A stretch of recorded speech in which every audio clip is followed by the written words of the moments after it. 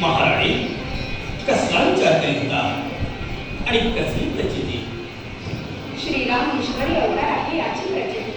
मुनिवर्य, राम जन्माच्या वेळी आपण सर्व महामुनींनी जी भविष्यवाणी उच्चारली होती ती अगदी सत्य आहे. आशीर्वाद असावा मुनिराज. कल्याणमस्तु.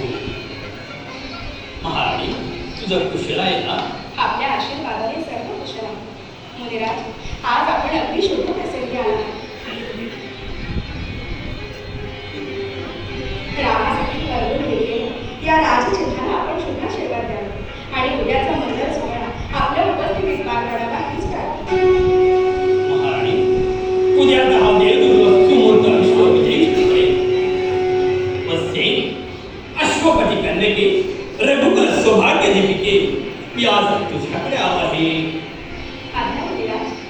महाराणी आज भारतवर्षातील पीडित प्रजा अयोध्येकडे मोठ्या आशेने पाहत आहे. त्या प्रजाजनांसाठी या धरित्रीच्या उद्धारासाठी मंत्रे, तू जरा मंदिराबाहेर जाऊन थांब आणि मी आज्ञा देईपर्यंत कुणालाही आत सोडू नकोस.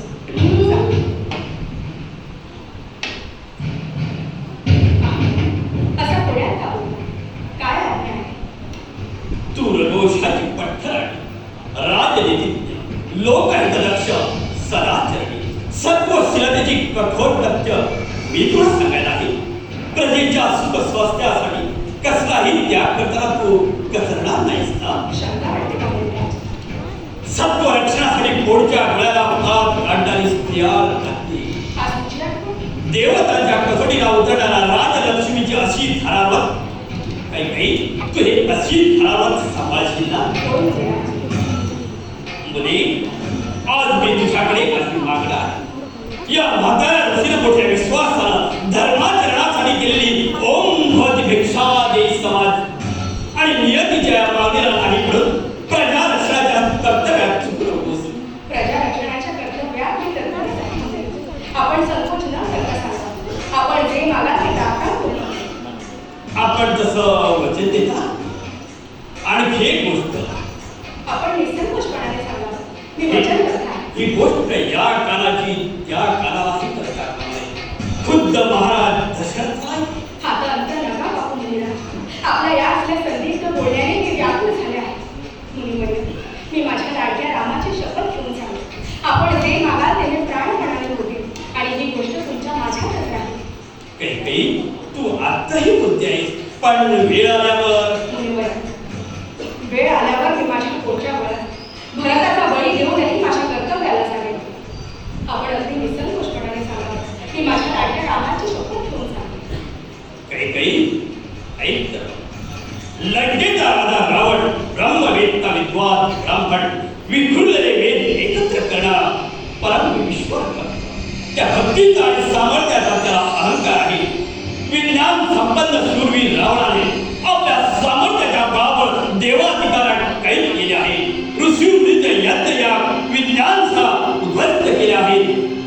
काही सज्जनाच्या शाळाचा या रावणाला वेळ आहे. अतिरिक्त महत्वाकांक्षा अभिलाषा हव्यास या त्याच्या नित्य भावत आहे. त्यांच्या पराक्रमाच्या शाळा पृथ्वीची गरीब गाय होऊन त्राही भगवानाचा आक्रोश करीत आहेत. यासाठी काय मुनिराज? श्री विष्णूने रघुवंशात श्री रामाच्या रूपानं मनुष्य अवतार यासाठी धारण केला आहे. काही रावण देव दानवाला हे अजय आहे, तसा त्याने बलही मिळवला आहे. परंतु मानवाची महती ओळखायला विसरलेला रावण श्री रामचंद्राच्या रूपानं मानवाकडून नष्ट केला जाणार आहे. श्री राम जन्माच्या वेळी बालक रूपात श्री रामानं केलेली रावण वधाची प्रतिज्ञा विसरलीच काही. दृष्टांत पारिपात्य आणि सर्वसामान्यासाठी राजकर्त्यासाठी आदर्श चारित्र्य श्री रामाच्या रूपानं अयोध्येच्या राजसिंहासनावर विराजमान होणार आहे. मुनिवर्य, रामाच्या उद्याच्या योग्यतेवर राजाभिषेकात ईश्वरी अवतार कार्य सुखरच होणार आहे. नाही काही नाही. आगळी विश्वास शासन नसावा. स्वतःच्या सुखावून प्रजेचं सुख श्रेष्ठ मानावं हा रामाचा राजधर्म. रावणाने केलेल्या आगळीचा स्वतः अनुभव घेतल्याशिवाय राम रावणाचा नाश करणार नाही. संत्रस्त पृथ्वीचा उद्धारही होणार नाही. मग राम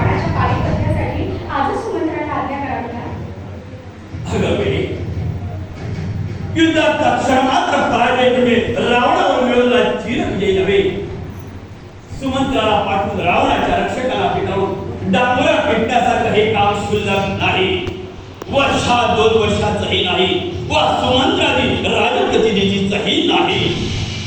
मग महाराज श्रीरामासह महाराज अगर मी स्वतः दक्षिण विजयाकडे जाऊ का? नाही काही नाही. रावणाचं क्रौर्य आणि अयोध्यापतीचं साशांत करणारं आगमन यामुळे संत्रस्त झालेली ती प्रजा आत्मनाशाच्या भयानक परिस्थितीत असहकारच करतील. रावण विजय दुरापास्त होईल, अशक्य होईल. मग काय करायला हवं महाराज? यौवराजाभिषेकापूर्वी श्रीरामानं 14 वर्ष त्या परिसरात राहायला हवं. 14 वर्ष? होय काही 14 वर्ष. देशोधराचं आणि सज्जनाच्या रक्षणाचं दुष्टांच्या निर्धाराचं काम म्हणजे चुटकीचा मंत्र नाही. इथं भगीरथाची चिकाटी पाहिजे. मातृपितृशाहीचा संसाराचा राजोपभोगाचा विसावा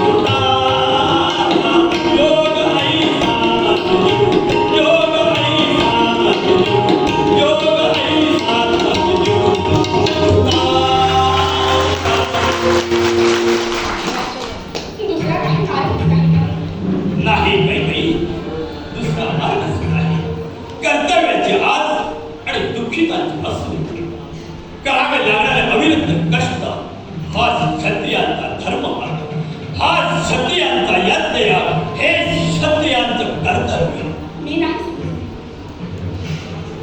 यौवराजाभिषेकाच्या 20 तंतूनं हा कोदांडणारी मेघश्याम जखंड झाला काम नाही. हे कसे शक्य आहे? अशक्य, शतशः अशक्य, सहस्त्रशः अशक्य. का शक्य नाही? काही आठवतं तुला? देवासुरीनाथ महाराज दशरथाबरोबर घरी गेली होती. तुझ्या शौर्याने दशरथ महाराज चकित झाले आणि प्रसन्न होऊन तुला म्हणाले, देवी तुला पाहिजे ते वर मागून घे. तुझ्या पराक्रमानं तू हे वर मिळवलं आहे. मी तुझं काय प्रिय करू? आठवतंय तेव्हा महाराजांच्या गळ्यातील ती विजय मला पाहून मी तृप्त झाले. वेगळं मागायचं ते मला काय कमी? केवळ महाराजांच्या अत्याग्रहामुळे मी तेव्हा म्हटलं होतं की योग्य वेळ मागेल, योग्य वेळ मागेल. काही ते वर तो आता माग. याहून योग्य वेळ ती कुठली? ही वेळ निघून गेली तर विश्व विजयी सुहूर्त तळे सुयोगाची वेळ आजची. अशक्य, केवळ अशक्य. अशक्य? काय अशक्य? सापत नसलीस तरी तू राम माता आहे. काही राम तुझ्या समासात वाढला. रामावर तुझे संस्कार घडले. रामाचं चारित्र्य गोड देस. काही त्याने तुला आई म्हटलं तर तू आईच्या कर्तव्याला चुकणार. परमेश्वराने तिला आई म्हटलं ती आई पुत्र मोहाने परमेश्वरी कार्याकडे डोळे झाकणार. परमेश्वराच्या कार्यात चालना द्यायची सुयोगाची वेळ टाळणार. नको नेते, रामाने मला आई म्हटलं. त्याच्या त्या मुलाच्या हातांची वेळ, त्याचा तो गोजीर वाडा मुखजन, ते सुख निर्माण, त्या माझ्या रामाला मी 14 वर्ष वनवासाला पाठवू. रामाच्या दर्शनाशिवाय आम्हाला पळखोरही करमत नाही. देवतांच्या वरदानानं प्राप्त झालेला आमचा हा राम, त्या वराचा असा दुरुपयोग करून मी त्याला दूर करू.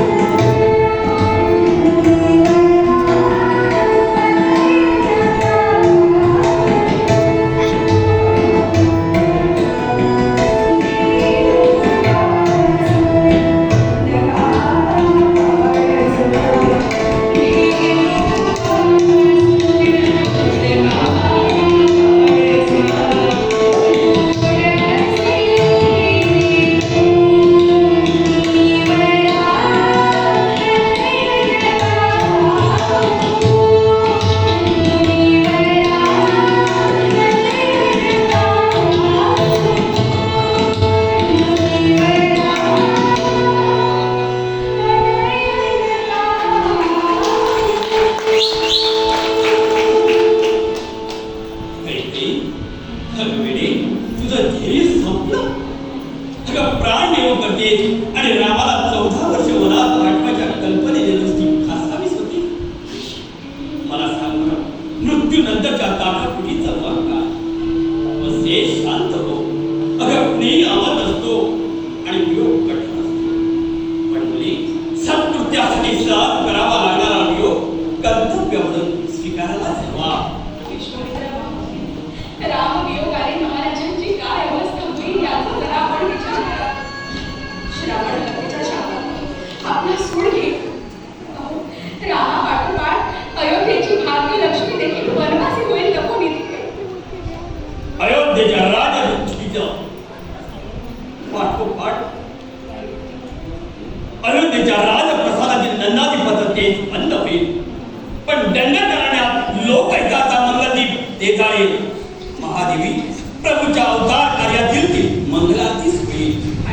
आणि रघुकुलाला सोसावा लागणारा हा दंड त्याची परतफेड.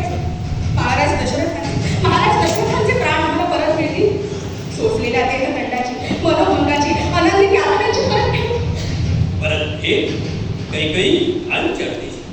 सत्कृत्याला परतफेड नकोसते, नव्हे की नसते. लोकहितासाठी लोकोत्तराला सोसाव्या लागणाऱ्या यातनांना परतफेड नसते.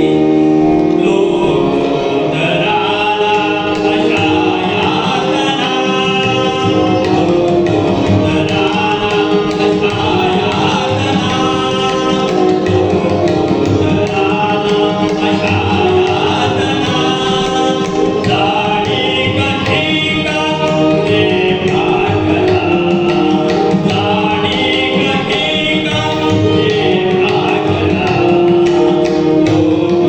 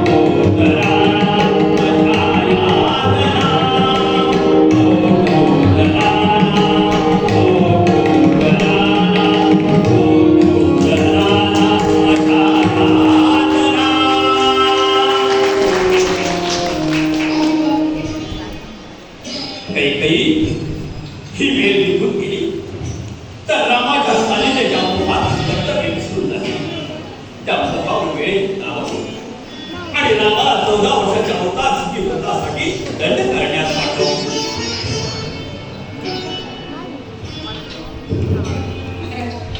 आपण सर्वज्ञ आहात, पण आपण आई आपण आई होऊ शकणार नाही. आईच्या वेदना आपण कशा समजणार महामुळे? महर्षी, माझ्या बाळाला माझ्यापासून दूर करू नका. ती आईला एवढीच दिसतात. माझ्या बाळापासून त्याची ताटातूट करू नका. ताटातूट करू नका. क्षमा करा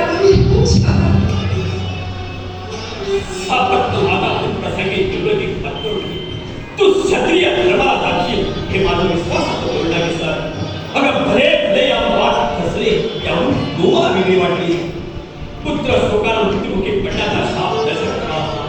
तरी निर्धार राजसकट सावरणारे पराक्रमी बाहू काही काही तुझेच आहे म्हणून हे धाडस केलं. पण ज्या हाताने रामाला पूर्व सोसवलं त्या हाताने मी त्याला कसं बोलू? प्रसंगी कपाळीचं सौभाग्य दिलं. युगानुयुगाचा दुर्लोकी पत्करवणी आप्त स्वकीयाकडून धिक्कार शब्द ऐकून सुद्धा प्रजा रक्षणाचा राज्य धर्म पुरा करणारी, पुत्राला गुरुमंत्र देणारी, पतीला प्रेरणा देणारी, जीवन प्रताप करणारी जगज्जननी काही काही दूत असतील असं मला वाटतं. महाविष्णूच्या प्रेमाचं आणि अदरांत स्थान असलेली माऊली मोहविकाराची रुग्ण ठरेल असं मला खरंच वाटतं नव्हतं. रामाच्या सान्निध्याचा मोह माझ्या या अशा अस्थिर वागण्याबद्दल मला क्षमा. मला माझ्या कर्तव्याची जाणीव आहे. रामाचं लालन पालन या हाताने केलं, या मातृहृदयाने केलं याचा मला फार अभिमान आहे. आज एका वरानं राम 14 वर्ष वनवासाला जाईल आणि दुसऱ्या वरानं हो विश्वमित्र महामुनी, दुसऱ्या वरानं मी प्रजाजनांसाठी रामाच्या अनुपस्थितीत राजाला उत्तराधिकारी मागणार आहे. उत्तराधिकारी? सर्वज्ञ मुनिराज, या रघुवंशाच्या पट्टराणीला प्रजेत संबंधी कर्तव्य विसरून चालणार नाही. आज एका वरानं राम वनवासाला जाईल आणि दुसऱ्या वरानं भरताला राज्य. भरतानं राजापदी बसावं असा माझा हट्ट नसेल, पण श्रावण नदीच्या शापाने कधी सूड उगवलाच तर प्रजेच्या संरक्षणासाठी रामाच्या अनुपस्थितीत राज्याधिकार भरताला मिळणं ही महत्वाची गरज आहे. लक्ष्मण शत्रुघ्न रामाला सोडून आमचं विसर, पण लक्ष्मण आणि शत्रुघ्नही इथे पळभराने अयोध्येत राहणार नाही. रामाला झालेला वनवास हा सापत्न्या मातेच्या स्वार्थी महत्वाकांक्षेने झाला याच्यावर चराचराचा विश्वास असेल. रावण तर निशब्द राहीलच, पण मला ओळखतो म्हणणारही संभ्रमात पडतील आणि श्रेयस चरित्र म्हणून मोकळे होते, मला शिव्या शाप देतील. हे तुमचं गुपितच राहील मुनिराज. या दुर्भाग्यवतीला शक्ती द्या, धैर्य द्या मुनिराज. यशस्विनी भव. महाराणी जातो मी.